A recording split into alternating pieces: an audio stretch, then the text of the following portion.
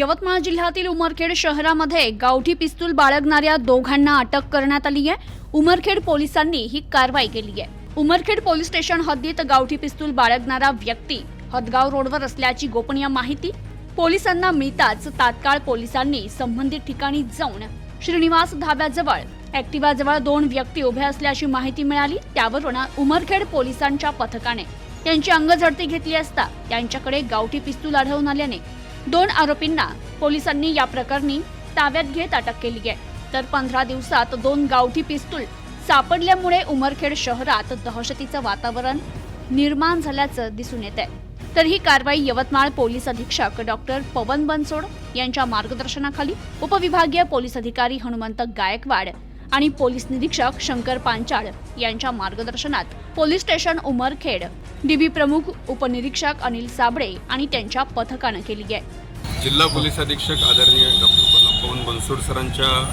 मार्गदर्शनाखाली अवैध शस्त्राच्या विरुद्ध मोहीम जिल्हाभर राबवली जात आहे।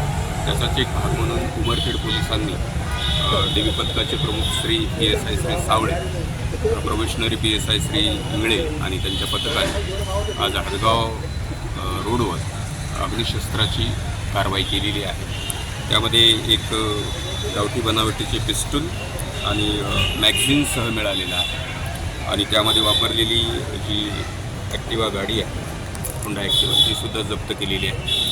माननीय पोलीस अधीक्षक सरांच्या अपर पोलीस अधीक्षक तसेच आमचे DYSP आदरणीय श्री गायकवाड साहेबांच्या मार्गदर्शनाखाली अशाच पद्धतीने अवैध शस्त्र असो, अवैध अग्निशस्त्र असेल किंवा तलवारी बाळगणे अशा पद्धतीच्या मोहिमांची कारवाई ही चालू असणार आहे आणि त्या पद्धतीने कारवाई सुरू आहे।